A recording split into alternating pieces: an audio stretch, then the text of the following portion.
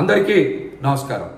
లేని liquor scam జరిగినట్టు 3,200 కోట్ల రూపాయలు దుర్వినియోగం అయినట్టు తెలుగుదేశం కూటమి ప్రభుత్వం అందరినీ కావాలనే కట్టు కథలతో కల్పితాలతో ఒక స్కామ్ని సృష్టించి అందులో పగా ప్రతీకారాలు తీర్చుకోవడానికి వైఎస్ జగన్మోహన్ రెడ్డి గారిని వైఎస్ఆర్సీపీ పార్టీ మీద బురద జల్లడానికి ఈ స్కామ్ని సృష్టించారని రాష్ట్ర ప్రజలకు ఇప్పటికే చాలా స్పష్టంగా అర్థమైంది. అసలు ఏ ప్రాతిపదికన 3,200 కోట్ల రూపాయల స్కామ్ జరిగిందని చెప్తా ఉన్నారు? ప్రభుత్వ ఖజానా నుండి ప్రజాధనం ఎక్కడైనా దుర్వినియోగం అయిందా? నిబంధనలకు విరుద్ధంగా ఎవరికైనా డబ్బు దోచిపెట్టారా? లేకపోతే లంచాలు ఆశించి ప్రైవేటు వ్యక్తులకి ప్రభుత్వ వనరులు కానీ లేకపోతే కాంట్రాక్టులు కానీ ఏమన్నా కట్టబెట్టారా?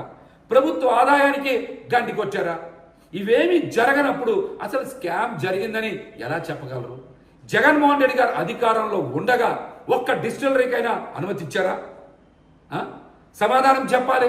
43,000 బెల్ట్ షాపుల్ని జగన్మోహన్ రెడ్డి గారు రద్దు చేసిన మాట నిజం కాదా? అమ్మకాలని నియంత్రించాలని రాత్రి 9 గంటల వరకే మద్యం అమ్మకాలు చెయ్యాలని చాలా కఠినంగా మరి అమ్మకాల సమయాల్ని ఆయన కఠినతరం చేసిన మాట నిజం కాదా? ఒక్క డిస్టిలరీకైనా జగన్మోహన్ రెడ్డి గారు అనుమతి ఇచ్చారా? చంద్రబాబు నాయుడు గారి హయాంలోనే 14 డిస్టిలరీలకి అనుమతి ఇచ్చారు.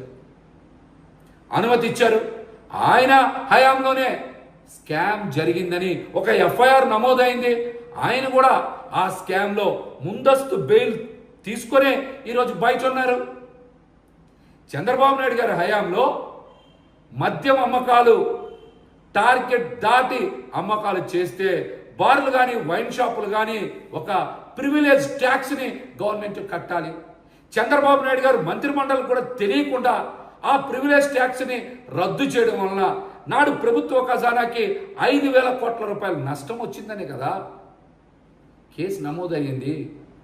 5,000 కోట్ల రూపాయల నష్టం వాటిల్లిందనే కదా మీరు కూడా ఎఫ్ఐఆర్ నమోదైన తర్వాత ముందస్తు బెయిల్ తీసుకొని బయటకు వచ్చారు. ఈ రోజున ఈ విషయాలని దాచిపెట్టి లేని స్కామ్ జరిగినట్టు 3,200 కోట్ల రూపాయలు ఏదో నష్టం వాటిల్లినట్టు సంబంధం లేని వ్యక్తుల్ని అసలు లేని కేసుని ఏదో అందరూ ఉన్నట్టుగా అందులో కావాలని అరెస్టులు చేసి కక్షపూరిత రాజకీయాలకి రాష్ట్రంలో తెరలేపారని ఇప్పటికే ప్రజలకి చాలా స్పష్టంగా అర్థమైంది.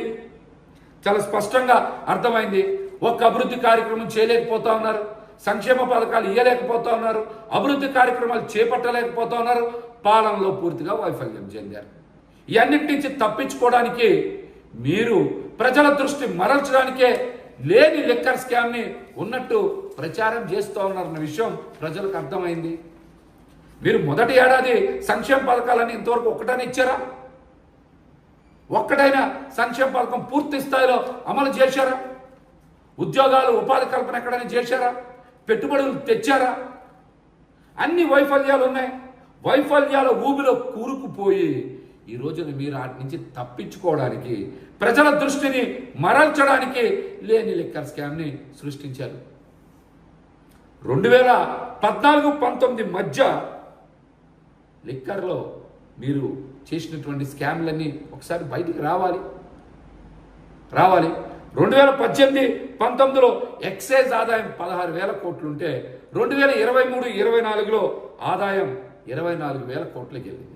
అంటే ఆదాయం పెరిగితే ప్రభుత్వ ఖజానాకి డబ్బులు వస్తే స్కామ్ జరిగినట్ట. 2018-19లో 16,000 కోట్లే కదా ఆదాయం ఉంది, అంతకన్నా తగ్గాలి కదా స్కామ్ జరిగితే. కానీ 2023-24లో 24,000 కోట్ల రూపాయల ఆదాయం వచ్చింది. మరి ఆదాయం పెరిగితే స్కామ్ ఎలా జరుగుతుంది చెప్పండి? మీ హయాంలో 2018-19లో 6 లక్షల లిక్కర్ కానీ బీర్ కేసెస్ కానీ అమ్మకం జరిగితే 2023-24లో కేవలం 4,44,00,000 మద్యం బీర్ అమ్మకాలు జరిగినాయి, కేసుల అమ్మకాలు జరిగినాయి. అంటే జగన్మోహన్ రెడ్డి గారి హయాంలో 1/3 వంతు అమ్మకాలు తగ్గాయి. రేట్లు పెంచడం వల్ల కదా ఆదాయం పెరిగింది. ఇది అందరికీ తెలుసు. రేట్లు పెంచడం వలన ప్రజలు మద్యం తీసుకోవడానికి దూరం అవుతారనేటువంటి ఒక గొప్ప ఉద్దేశంతో ఆ పని జగన్మోహన్ రెడ్డి గారు చేశారని పదే పదే చెప్పారు.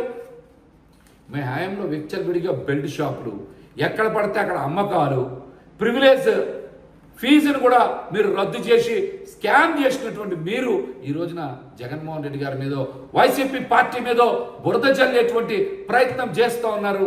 లేని స్కామ్ని సృష్టించారని ఇప్పటికే రాష్ట్ర ప్రజలందరికీ కూడా అర్థమైంది. కూటమి ప్రభుత్వం అధికారంలోకి వచ్చాక చంద్రబాబు నాయుడు గారి నోట్లోంచి ఒక మాట వచ్చింది, లిక్కర్ స్కామ్ జరిగింది, ఇందులో చాలా మంది వ్యక్తులు ఉన్నారని ఆయన మాట్లాడారు.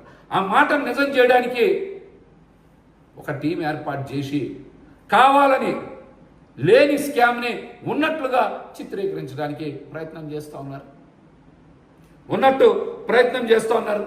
చంద్రబాబు నాయుడు గారు ఈ రోజున ప్రజల్ని బాగా తాగించమని ఎక్సైజ్ ట్యాక్స్తో రివ్యూ చేసిన మాట నిజం కాదా? ఆదాయాన్ని ఎలాగైనా సరే ఈ ఏడాది 38,000 కోట్లకి తీసుకెళ్లాలని చెప్పిన మాట నిజం కాదా? ఎక్సైజ్ శాఖ మీద ఆదాయం 14.8% నుంచి 17.5% ఎలాగన్నా పెంచాలని టార్గెట్లు పెట్టిన మాట నిజం కాదా? మద్యాన్నే ప్రధాన ఆదాయ వనరుగా చేసుకొని కూటమి ప్రభుత్వం కానీ చంద్రబాబు నాయుడు గారు కానీ పాలన సాగించట్లేదా? ప్రజలను బాగా తాగించండి, రోడ్ల మీద పడేలా చేయండి, ప్రభుత్వ ఖజానా నింపండి అని ఎక్సైజ్ అధికారుల రివ్యూ మీటింగ్లో చంద్రబాబు నాయుడు గారు మీరు చెప్పారా, చెప్పలేదా? చెప్పండి. మీరు అధికారంలోకి రావంగానే మళ్ళీ రాష్ట్రం మొత్తం ఇష్టానుసారంగా బెల్ట్ షాపులు తెలుసుకోలేదా? వేల పాలా లేకుండా ఇష్టానుసారం అమ్మకాలు చేయట్లేదా?